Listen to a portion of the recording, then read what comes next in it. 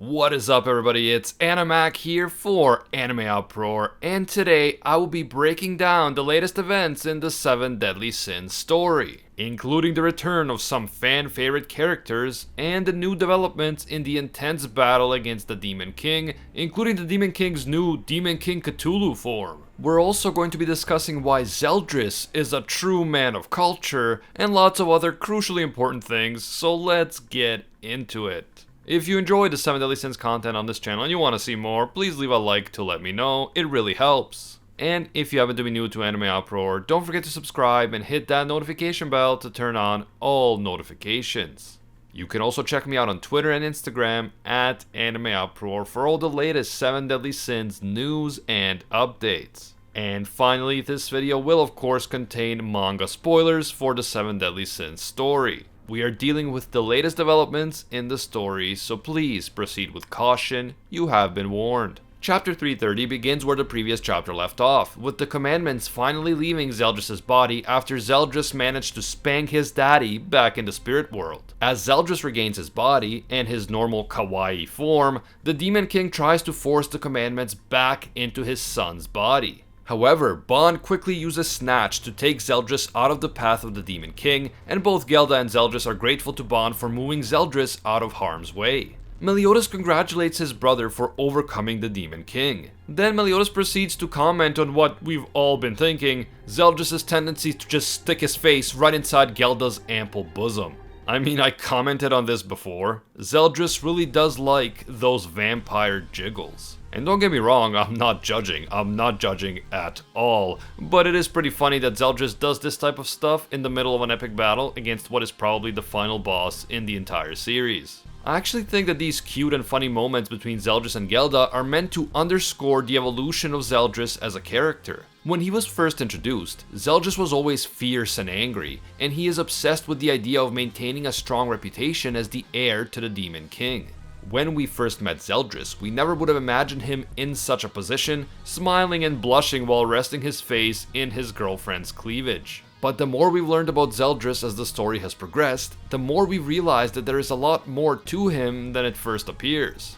Zeldris was not just an obedient follower of the Demon King. He was in love with Gelda, something his father strongly disapproved of, and he wanted to become the Demon King not to continue his father's regime, but to change it for the better. I have to say that I've really come around to love Zeldris as a character. Even though he was introduced pretty late in the series, Zeldris has grown, developed, and I feel like he's now become a fan favorite. And I mean, who wouldn't appreciate a fellow oppai connoisseur and a true man of culture like Zeldris? While Zeldris is busy with Gelda's bosoms, the 10 commandments fly up into the air. Then, suddenly, they disperse all over Britannia and they begin to infect the land, the wildlife, and everything else around them like some evil oil spill. Even Merlin, the person who knows the most about magic in the entire group, looks visibly concerned when she sees what is happening. The commandments begin to take over everything around them like a dark disease, and everything from rocks and hills to animals and plants are quickly consumed by the commandments. Merlin explains that now that he has been rejected by his 2 sons and their bodies, the Demon King has decided to make the very ground of Britannia into his new vessel. Man, you really have to give it to the Demon King. This guy is nothing if not stubborn and persistent. He fought Meliodas, Bond, and Wild in Purgatory. He took over Meliodas' body. Then he took over Zeldris' body, and he still refuses to give up. The Demon King is determined to destroy all of Britannia if he has to, which is of course something that the Sins desperately want to avoid. So this strategy of polluting the land with the commandments is definitely something that the Sins cannot take lightly. We then see the Demon King take everything he absorbed through the commandments and transform it into a massive, and I mean massive, Lovecraftian monster. This is basically Nanatsu Cthulhu, a terrifying creature that is as big as a large mountain. As we come to terms with just how massive the Demon King's new, insane form has become, we suddenly switch perspectives and see our boy, the best boy, Hawk-sama, and our girl, the best girl, Hawk's mama, approaching the site of the epic battle. Hawk makes a silly joke about turning back when they see the giant monster and all the ominous thunder and lightning. But we all know that he's just messing with us, because I am sure that by now Hawk-sama's power level is so high that it makes even Ultimate Escanor look like James from Team Rocket. Anyway, everyone in Britannia is freaking out pretty hard about what is happening, including Jenna and Zneri, the Holy Knights and King Bartra, the Giants and Fairies. Everyone is afraid that the Demon King's new form will either consume or destroy the entire kingdom. The Cthulhu Demon King is once again engaged in his usual self-aggrandizing rambling. He tells everyone to tremble in fear and accept their deaths because no one can defy the Demon King and get away with it, etc, etc. At this point, I think that this type of ranting is just a normal Tuesday night for the Demon King.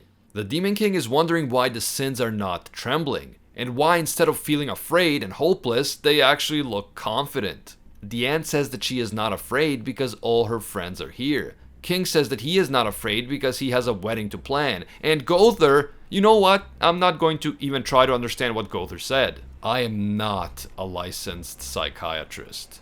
Merlin, Escanor, and Bon are also confident, or at least they appear to be, and Merlin suggests that the Demon King's decision to try to use Britannia as a vessel was just a move made out of desperation. Meliodas looks confident as well, and he is ready to take on the Demon King in his new Cthulhu form along with his fellow Sins, featuring of course Elizabeth, Gelda, and Zeldris. And last but not least, we cannot forget Hawk and Hawk's mama. Why do you guys think that the Sins look so confident? Clearly they can sense that the Great One, the Prince of Power, Hawk-sama, is approaching the battlefield. Everything up to this point was nothing but a warm-up for the return of the Inosuke of Seven Deadly Sins, the one and only Hawk.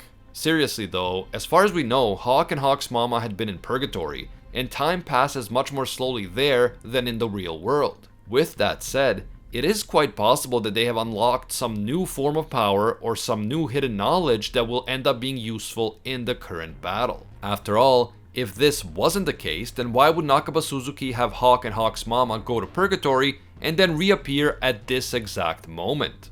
If they didn't have any role to play in the actual battle, they could have just met up with the Sins after the Demon King was already defeated. As you know if you've been watching my 7 Deadly Sins videos over the last few months, I have said multiple times that Hawk, Hawk's mama, and King Arthur will make an appearance during this battle. Hawk and Hawk's mama are just about to join the fray, and I still think that we are going to see Arthur again in some capacity. I also do hope that we will see the Supreme Deity at some point, but right now I honestly don't know since it's been so long since we've heard anything about her. At any rate, I do have to give some props to the Demon King. I've seen quite a few people say that they weren't very impressed with him as a villain, but to his credit, he is insanely persistent. Every time he faces a setback, he just finds some new way to spice things up and keep on fighting. It's true that at some point, and fairly soon by the look of it, the Demon King will have to fall. This battle can't keep going on forever, and the more characters we see gathering to fight the Demon King together, the more likely it is that he will be defeated sometime soon. But with that said, I would still like to see the Supreme Deity make a sudden appearance and change the game up yet again. Maybe the Supreme Deity and the Demon King can form a temporary alliance in order to subdue their rebellious children, and that would definitely turn this battle up a few more notches. Ultimately, this is a battle shonen, so of course our heroes will win out in the end, but getting the Supreme Deity involved and having her be defeated along with the Demon King would open the door for both Meliodas and Elizabeth to become the new leaders of their respective clans.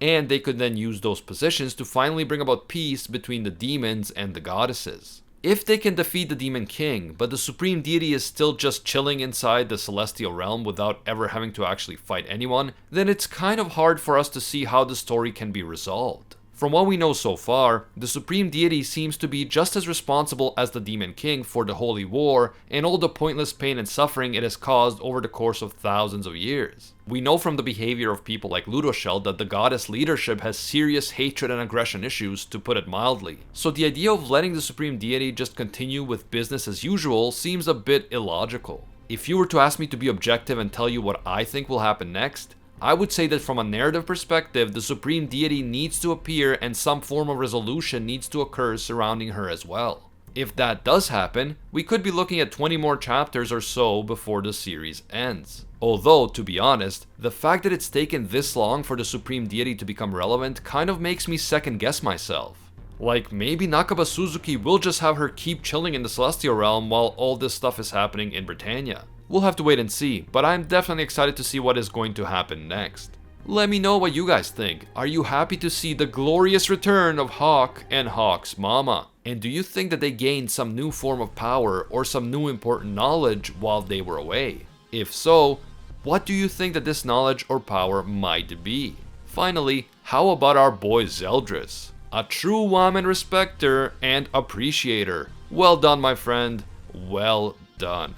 If you enjoyed this video and you want to see more 7 Deadly Sins content right here on the channel, please leave a like to let me know.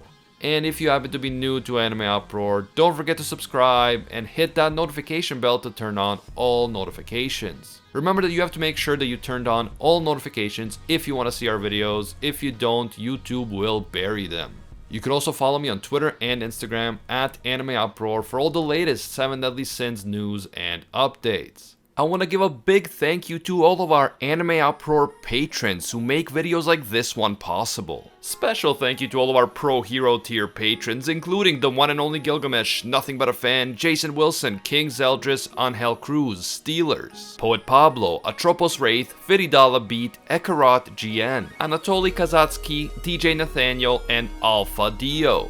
And I can't forget the ones that rise above all other clans. A massive thank you to all of our The One tier patrons, including Ingrata, Alolanatum, Matty Mac, Makota-kun, and ya boy Seth. If you enjoy our videos and you think that they add some value to your life, consider supporting us on Patreon. Even a single dollar will give you access to our patron exclusive Discord, and your name will appear in our videos along with these amazing people. As always, thank you guys so much for watching, and until next time, see ya, Space Cowboys.